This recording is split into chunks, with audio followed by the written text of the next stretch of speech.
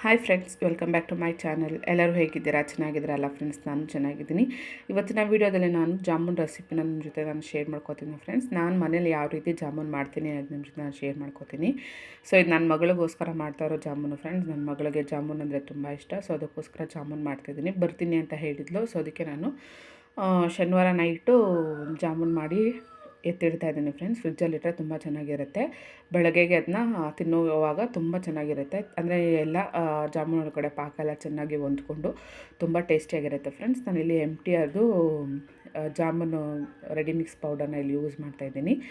So ಇಲ್ಲಿ ನೋಡ್ಬೋದು friends, ನಾನು ಅಗಲವಾಗಿರುವಂಥ ಒಂದು ಪಾತ್ರೆಗೆ ಅದನ್ನು ಹಾಕ್ಕೊಂಡು ನಿಧಾನಕ್ಕೆ ಎಷ್ಟು ಬೇಕೋ ಅಷ್ಟು ನೀರಲ್ಲಿ ಹಾಕಿ ಕಲಿಸ್ತಾಯಿದ್ದೀನಿ. ಕೆಲವರು ಅದಕ್ಕೆ ಹಾಲಲ್ಲಿ ಕೂಡ ಕಲಿಸ್ತಾರೆ. ನಾನು ಇದರಲ್ಲಿ ಹಾಲೇನು ಯೂಸ್ ಮಾಡ್ತಾಯಿಲ್ಲ ಫ್ರೆಂಡ್ಸ್. ನಾನು ನೀರಲ್ಲೇ ಕಲಿಸ್ತಾ ಇದ್ದೀನಿ. ಅಂದರೆ ಒಂದೇ ಸಲ ನೀರನ್ನ ಹಾಕ್ಕೋಬಾರ್ದು. ಸ್ವಲ್ಪ ಸ್ವಲ್ಪ ನೀರನ್ನ ಹಾಕ್ಕೊಂಡು ಸಾಫ್ಟಾಗಿ ಅದನ್ನು ನಾವು ಮಿಕ್ಸ್ ಮಾಡ್ಕೊಬೇಕು. ನಾನಿಲ್ಲಿ ಎಲ್ಲ ಹಿಟ್ಟೆಲ್ಲ ಗಟ್ಟಿಯಾಗಿ ನಾನು ಕಲಿಸ್ಕೊಂಡ್ಮೇಲೆ ಅದಕ್ಕೆ ಸ್ವಲ್ಪ 1-2 ಸ್ಪೂನಷ್ಟು ಎಣ್ಣೆ ಹಾಕ್ಕೊತಾ ಇದ್ದೀವಿ ಫ್ರೆಂಡ್ಸ್. ಎಣ್ಣೆ ಹಾಕ್ಕೊಳ್ಳೋದ್ರಿಂದ ಅದು ಸ್ವಲ್ಪ ನಾವು ನೀಟಾಗಿ ಉಂಡೆ ಮಾಡೋದಕ್ಕೆ ಹೆಲ್ಪ್ ಆಗುತ್ತೆ. ಸೊ ನೀವು ಎಣ್ಣೆ ಬದಲು ಇಲ್ಲಿ ತುಪ್ಪ ಕೂಡ ಹಾಕ್ಕೋಬೋದು. ಕೆಲವರು ಜಾಮೂನು ಕರಿಯೋದು ಕೂಡ ಅಂದರೆ ಎಣ್ಣೆಲಿ ಫ್ರೈ ಮಾಡ್ತಾರಲ್ಲ ಫ್ರೆಂಡ್ಸ್, ಅದು ಕೂಡ ತುಪ್ಪದಲ್ಲೇ ಮಾಡ್ತಾರೆ. ಬಟ್ ನಾನು ಇಲ್ಲಿ ಎಣ್ಣೆಯಲ್ಲಿ ಮಾಡ್ತಾಯಿದ್ದೀನಿ.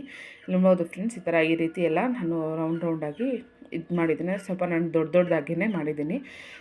ತುಂಬ ಪುಟ್ಟದಾಗಿ ಮಾಡಿದ್ರೆ ಇನ್ನೂ ಚೆನ್ನಾಗಿರುತ್ತೆ ಫ್ರೆಂಡ್ಸ್. ಅಂದರೆ ತುಂಬ ಜಾಸ್ತಿ ಕ್ವಾಂಟಿಟಿ ಕಾಣಿಸುತ್ತೆ. ನಾನು ಅಷ್ಟು ಬೇಡ, ಸ್ವಲ್ಪ ಕಮ್ಮಿಯಾಗಿ ಇರಲಿ ಅಂತ ಅಂದ್ಬಿಟ್ಟು ಸ್ವಲ್ಪ ದೊಡ್ಡದಾಗಿ ಮಾಡಿದ್ದೀನಿ. ಇಲ್ಲಿ ನೋಡ್ಬೋದು ಫ್ರೆಂಡ್ಸ್, ಪಾಕ ರೆಡಿಯಾಗಿದೆ. ನಾನು ಮೊದಲೇ ಫಸ್ಟು ಇದರಲ್ಲಿ ಪಾಕನ ಸೋಸ್ಕೊತೀನಲ್ಲ ಫ್ರೆಂಡ್ಸ್. ಯಾಕೆ ಸೋಸ್ಕೊಂಡೆ ಅಂತಂದರೆ ಸ್ವಲ್ಪ ಸಕ್ಕರೆಗೆ ನೀರು ಹಾಕಿ ಚೆನ್ನಾಗಿ ಕುದಿಸ್ಕೊಂಡಿದ ತಕ್ಷಣ ಸೋಸ್ಕೋಬೇಕು ಫ್ರೆಂಡ್ಸ್. ಯಾಕಂದರೆ ಸಕ್ಕರೆಯಲ್ಲಿ ಧೂಳು ಆ ಥರ ಏನಾದರೂ ಇರ್ಬೋದು ಅಂತ ಅಂದ್ಬಿಟ್ಟು ನಾನೇನು ಮಾಡಿದ್ದೀನಿ, ಸೋಸ್ಕೊಂಡಿದ್ದೀನಿ. ಯಾಕಂದರೆ ಅದನ್ನ ನಾವು ಡೈರೆಕ್ಟಾಗಿ ತಿನ್ನೋದ್ರಿಂದ ಆ ರೀತಿ ಹೆಲ್ತು ಕೂಡ ಒಳ್ಳೆಯದಲ್ಲ ಅನ್ನೋದಕ್ಕೋಸ್ಕರ ನಾನು ಅದನ್ನ ಸೋಸ್ಕೊಳ್ಳೋದಕ್ಕೋಸ್ಕರ ಫಸ್ಟು ಸ್ವಲ್ಪ ಸಕ್ಕರೆ ಕರಗಿದ ಮೇಲೆ ಸೋಸ್ಕೊಂಡು ಆಮೇಲೆ ಚೆನ್ನಾಗಿ ಕುದಿಸ್ಕೊಂಡಿದ್ದೀನಿ ಫ್ರೆಂಡ್ಸ್. ನಾನು ಪಾಕ ಯಾವ ರೀತಿ ಮಾಡ್ಕೊಂಡಿದ್ದೀನಿ ಅಂತಂದರೆ 2 ಲೋಟ ಸಕ್ಕರೆ ತೊಗೊಂಡಿದ್ದೆ ಫ್ರೆಂಡ್ಸ್. 2 ಲೋಟಗೆ 4 ಲೋಟ ನೀರು ಹಾಕಿದ್ದೀನಿ. ಸೊ ಅದು ಚೆನ್ನಾಗಿ ಕುದ್ದು ಅಂದರೆ ಫುಲ್ಲು ಕ್ವಾಂಟಿಟಿ ಒಂದು ಅರ್ಧಕ್ಕೆ ಬರಬೇಕು ಫ್ರೆಂಡ್ಸ್. ಇವಾಗ 4 ಲೋಟ ಅಷ್ಟು ನೀರು 2 ಲೋಟಕ್ಕೆ ಬಂದಾಗ ಆವಾಗ ಪಾಕ ರೆಡಿ ಇದೆ ಅಂತ ಫ್ರೆಂಡ್ಸ್. ಅಷ್ಟು ಗಟ್ಟಿ ಆದರೆ ಅಂದರೆ ಅಷ್ಟು ಕ್ವಾಂಟಿಟಿ ಕಡಿಮೆ ಆದಾಗ ಪಾಕ ಚೆನ್ನಾಗಿ ಆಗಿರುತ್ತೆ ಅಂತ. ಸೊ ಆವಾಗ ನಾವು ಪಾಕನ ಆಫ್ ಮಾಡ್ಬೋದು. ಸೈಡಿಗಿಟ್ಟು ಅದು ಸ್ವಲ್ಪ ಆರಬೇಕು ಫ್ರೆಂಡ್ಸ್. ಪಾಕ ಜಾಸ್ತಿ ಬಿಸಿಯಾಗಿರುವಾಗಲೂ ನಾವು ಜಾಮೂನ್ ಹಾಕಬಾರ್ದು. ಸೊ ಪಾಕ ಬಿಸಿಯಾಗಿರುವಾಗ ಹಾಕಿದ್ರೆ ಏನಾಗುತ್ತೆ ಅಂದರೆ ಕೆಲವೊಂದು ಸಲ ಜಾಮೂನು ಒಡೆದೋಗುತ್ತೆ ಫ್ರೆಂಡ್ಸ್. ನಾನು ಯಾವ ರೀತಿ ಫಾಲೋ ಮಾಡ್ತೀನಿ ಅಂದರೆ ಪಾಕ ಮಾಡಿ ಫಸ್ಟ್ ಇಟ್ಬಿಡ್ತೀನಿ. ಸ್ವಲ್ಪ ಅದು ಪಾಕ ಬೆಚ್ಚಗಿರಬೇಕು ಫ್ರೆಂಡ್ಸ್, ತುಂಬ ಬಿಸಿ ಇರಬಾರ್ದು, ಬೆಚ್ಚಗಿರಬೇಕು.